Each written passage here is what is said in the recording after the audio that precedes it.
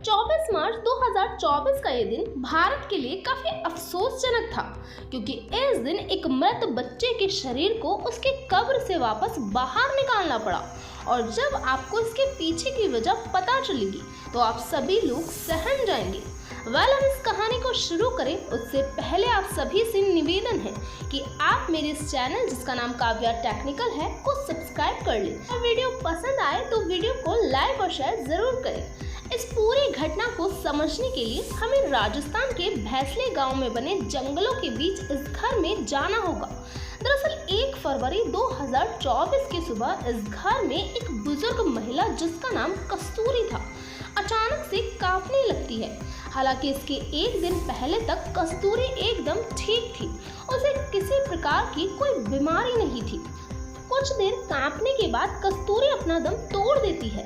पहले तो परिवार को लगा कि शायद किसी भूत प्रेत का साया कस्तूरी के ऊपर आया होगा और कस्तूरी की जान अपने साथ ले गया, मगर कस्तूरी की उम्र भी 82 साल के पास थी। इसीलिए दूसरा ख्याल दिमाग में ये था कि हो सकता है कस्तूरी की उम्र ज्यादा होने से कस्तूरी की मौत हो गई हो। परिवार के लोगों में रोना धोना शुरू होता है। आसपास के लोगों तक खबर पहुंचती है। कस्तूरी का अंतिम संस्कार किया जाता है। अब कस्तूरी की मौत को 12 दिन गुजर चुके थे। सभी मेहमान भी अपने अपने घर जा चुके थे, लेकिन कस्तूरी की मौत के 13वें ही दिन इस घर के 4 साल के बच्चे जिसका नाम गर्भित था, वो सुबह सुबह उसी जगह बैठकर फोन चला रहा था जिस जगह पर कस्तूरी की मौत हुई थी। जब गर्भित उस जगह पर बैठा था तब तक वो एकदम ठीक था, लेकिन जैसे ही गर्भित को उस जगह बैठे हुए 10 से 15 मिनट गुजरे तो गर्भित भी अपनी दादी की तरह कांपने लगा। जैसे मरते वक्त कस्तूरी का हाल था वैसा ही हाल इस 4 साल के बच्चे का था। मगर घर में ऐसे अचानक 2 मौतें होने से लोग सदमे में थे। किसी में सोचने समझने की शक्ति नहीं थी। सभी लोग अपना रोना धोना पूरा कर रहे थे, मगर कोई भी इन मौत के कारण को पता लगाने में दिलचस्पी नहीं दिखा रहा था। गर्भित का भी अंतिम संस्कार किया गया, मगर गर्भित की उम्र कम होने के कारण गर्भित को जलाने की जगह उसे जमीन में दफनाया गया। मगर धीरे धीरे गांव के लोगों के बीच भूत प्रेत की कानाफूसी शुरू हो चुकी थी।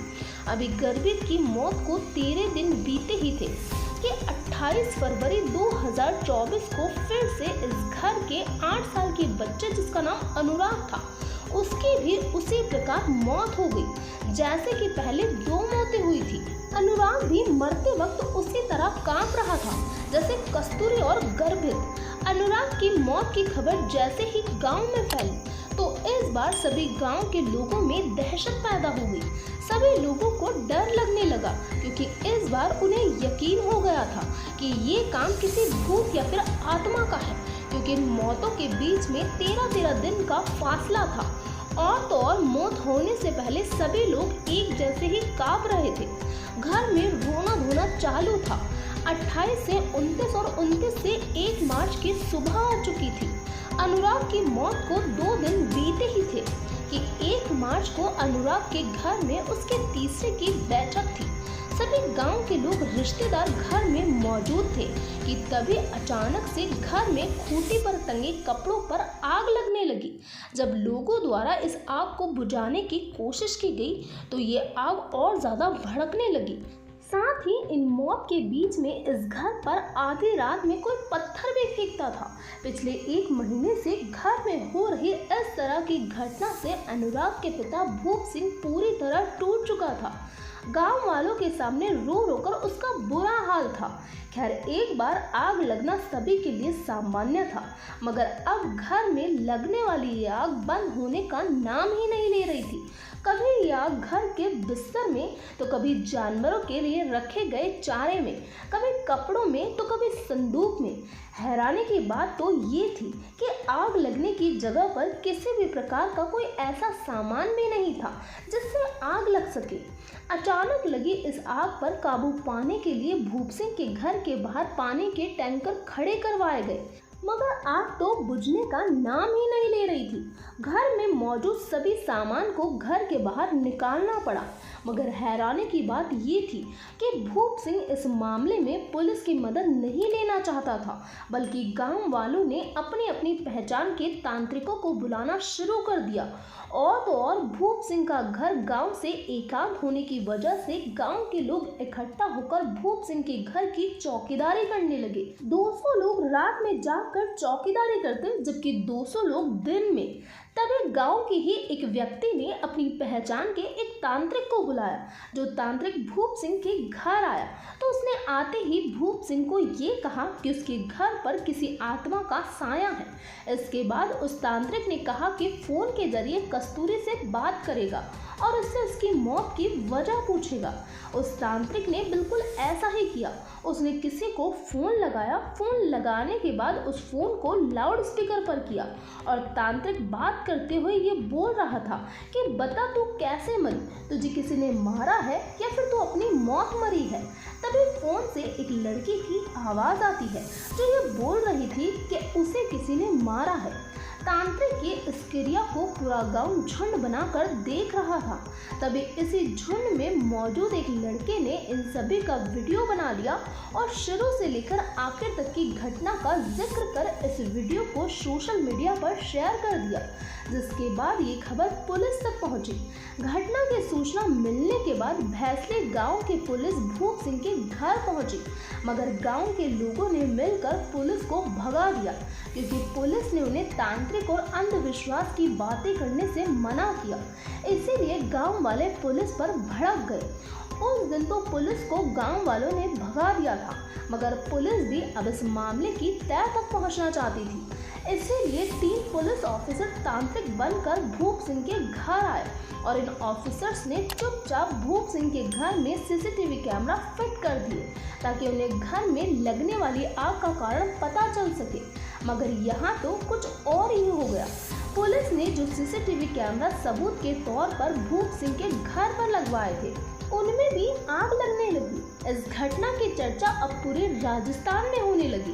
तभी चूरू जिले के तहसीलदार भूप सिंह के घर जाते हैं और घर में जलती हुई आग का निरीक्षण करते हैं, तो उन्हें इस आग में कुछ गड़बड़ी लगती है। इसीलिए चूरू के तहसीलदार उच्च अधिकारियों को एक लेटर लिखते हैं और इस मामले में जांच की मांग करते हैं। तब पुलिस की एक टीम गठित की जाती है और ये टीम न्यायालय से गर्भित की लाश को बाहर निकालकर पोस्टमार्टम करने की अर्जी दायर करती है, क्योंकि इस मामले को सुलझाना बहुत ज़्यादा ज़रूरी था।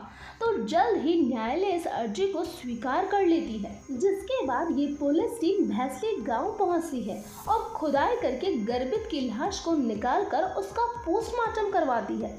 तब पोस्टमार्टम से एक भयानक बात पता चलती है। दरअसल उस रिपोर्ट के मुताबिक गर्भित की मौत कीटनाशक दवा खाने से हुई थी। जब ये बात पुलिस को पता चली तो पुलिस का पहला शक बच्चों के माता पिता पर गया और पुलिस ने माँ बाप को उठाकर उनकी कुटाई करना शुरू कर दिया। अनुराग की माँ ने तो इस पूछताछ में कुछ नहीं बताया, मगर भूप सिंह रोने लगा और अपने किए की माफ़ी मांगने लगा। दरअसल घर में होने वाली सभी घटनाओं के पीछे और कोई नहीं बल्कि भूप सिंह ही था। उसने अपने दोनों बेटे और दादी को जहर देकर मार दिया। बेटों की हत्या की वजह भूप सिंह ने ये बताई कि उसे ये लगता था कि ये दोनों बच्चे उसके नहीं हैं, बल्कि उसकी पत्नी का किसी और से अवैध संबंध है। दादी को मारने की वजह सामने नहीं आ पाई है। और अगर हम बात करें घर में रात को पत्थर आने की, तो ये कांड भी भूप सिंह का ही था। इसके अलावा जो आग पूरे घर में अपने आप लग जाती थी, उसका मास्टरमाइंड भी भूप सिंह ही था। दरअसल भूप सिंह मेडिकल के क्षेत्र में जानकारी रखता था। इसी जानकारी से अपने बच्चों और दादी को जहरीला पदार्थ दिया और हवा के संपर्क में आने से जिस पदार्थ से आग लगती है, उसकी जानकारी भी भूप सिंह को बखूबी थी। बस इसी तरह उसने ये साजिश रची। अब आप सोच रहे होंगे कि बच्चों को अपनी पत्नी के अवैध संबंध के शक में मारा, तो भूप सिंह ने घर में आग क्यों लगाई? तो इस आग की वजह भी बहुत शर्मनाक थी। असल में भूप सिंह चाहता था कि गांव और प्रशासन के लोग उस पर दया दिखाकर उसकी आर्थिक सहायता करें, क्योंकि काम धंधा करने में भूप सिंह को बहुत आलस आता था। तो ये था पूरा मामला। इस घटना के बारे में आपका क्या कहना है, प्लीज़ कमेंट बॉक्स में बताइए। तो आज के लिए इतना ही। Thank you.